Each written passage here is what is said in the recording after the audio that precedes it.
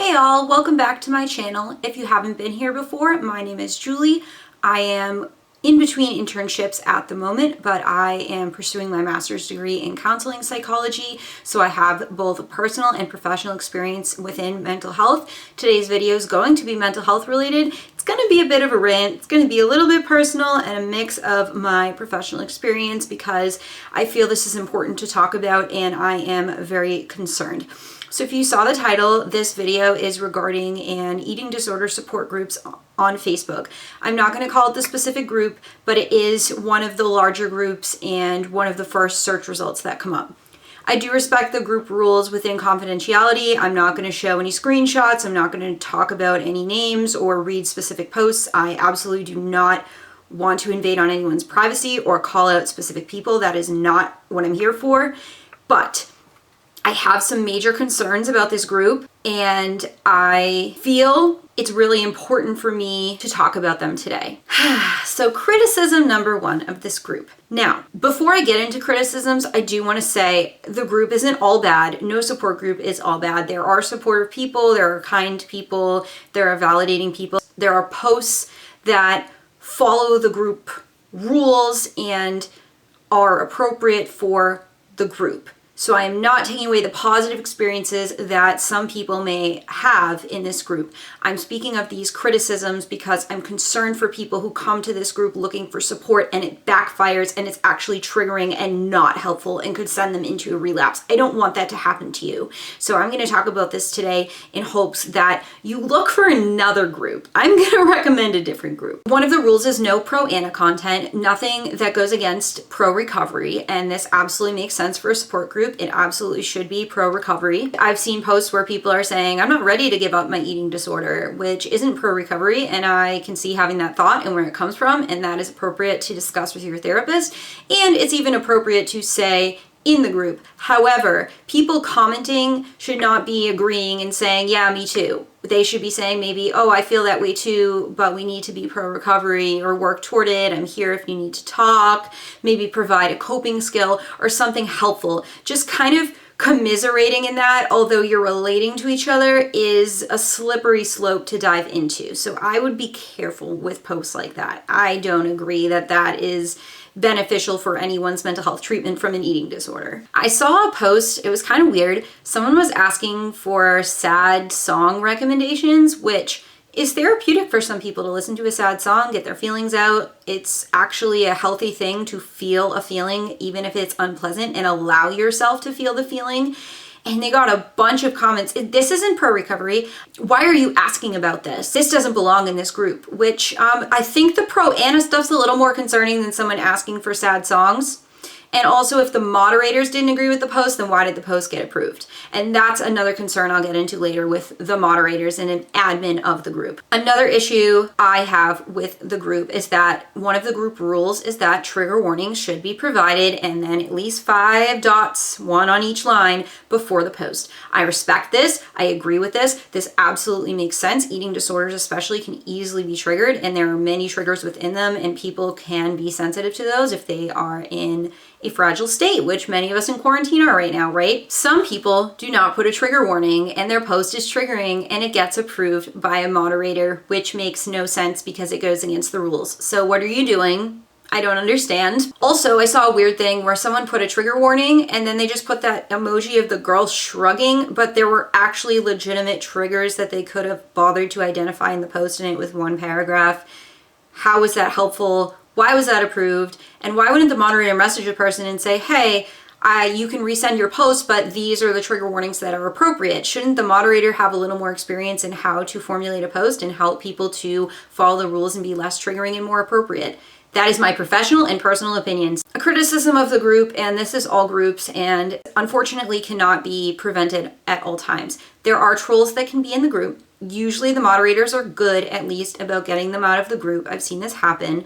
But it is concerning.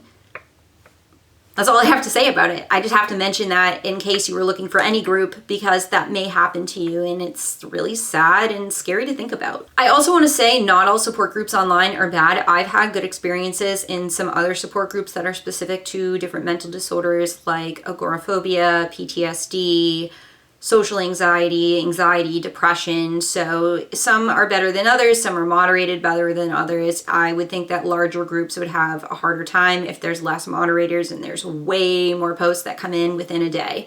This makes sense to me, but at the same time, I worry about people's well-being and safety when entering these groups if they are not managed well. Another thing I want to shout out is, if you haven't checked out my video on please don't stigmatize borderline personality disorder, please stop doing that.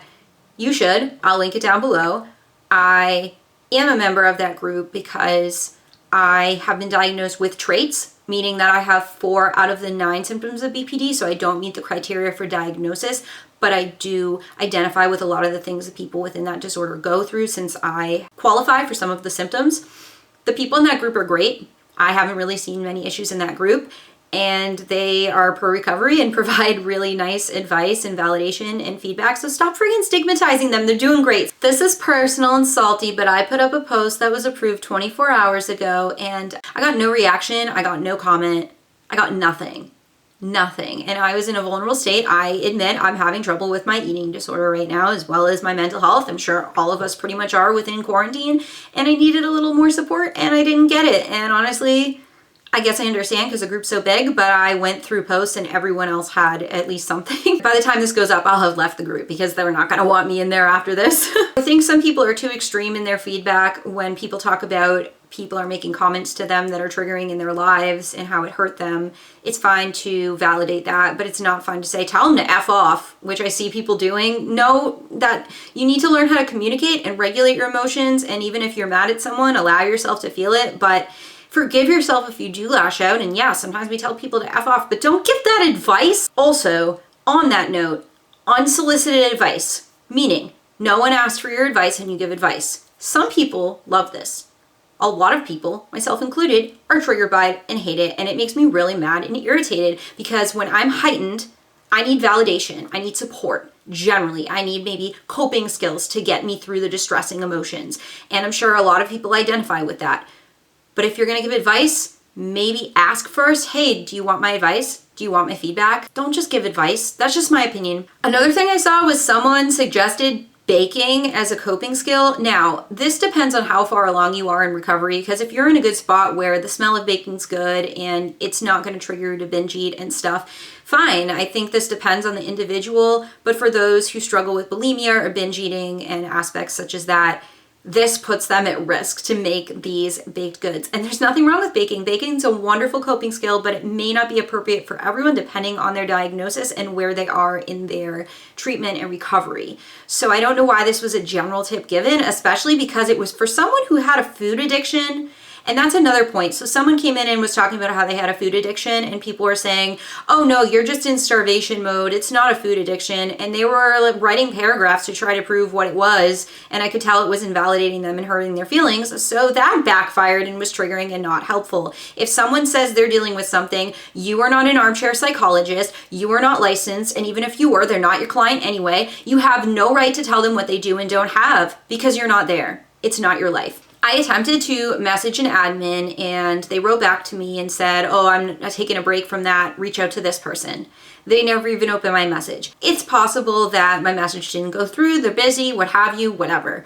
But this is a pretty urgent matter that's going to affect a lot of people. And regardless, I was going to make this video anyway. I just wanted to offer some constructive criticism to them in hopes of improving the group potentially. But I guess that's out the window. So I'm done with that. I saw another comment. So it was a comment on a post that is meant to support. Your comments should be support that said, yeah, I hate myself. Okay, you have every right to feel that way. That's sad. I'm sorry. I have been there. I'm struggling with stuff like that today. However, that should be your own separate post. You need to get validation and feedback from that. How is that helpful to someone who's struggling? Oh, they didn't even say they hated themselves. Oh, I hate myself. And I see where it comes from. When we're stuck in emotion mind, we're just spewing everything out and it's a cry for help. And I see where it comes from, but it can be triggering, it's harmful, and it is not helpful whatsoever. So please just think of that. Think before you type. So back to the person with a food addiction, people are telling them to eat as much as possible. Like just allow themselves to eat as much as possible and that would get better over time. So I think they're referring to intuitive eating, and I am in an intuitive eating group. I see cool aspects of it, but it's not for everyone. Again, if you're prone to binge eating through bulimia or binge eating disorder and aspects such as those, It's not safe. It's not the best option. And I'm not here to say, oh, everyone should do that, because I don't think that about any treatment option. I don't even think everyone benefits from CBT, right? And it's an evidence-based treatment. That wasn't right to tell someone how to eat. They should be consulting with an eating disorder specialist and nutritionist that specializes in eating disorders. It is not up to your armchair psychologist to tell you how to eat. That's just not safe. And they didn't ask for advice on it anyway. Okay, the last thing I want to discuss is the reason I ended up in this group was that I was talking to my friend about support groups. She also struggles with an eating disorder, and this group was not helpful to her, and it was triggering. She posted in the group. She didn't like the feedback she got. She didn't like the posts in the group for similar reasons because they were triggering, and it was really irritating to her that a lot of people in the group, from what she found, were kind of having a contest, like, oh, I have it worse than you. And I personally didn't see anything like that, but I was only in there for a day. And so I don't doubt that that can happen in any support group, but that is so invalidating and hurtful. It's just like I said in my trauma-informed care video, we don't compare traumas, we don't compare mental health symptoms. I don't care if someone stubbed their toe and had a panic attack and another person lost a family member. I don't care. You don't invalidate people for anything they go through. That is not right. I'm saying that as a human being, as someone with a mental illness, and as a mental health professional. Let's take a deep breath. This was an intense video. Ready? In.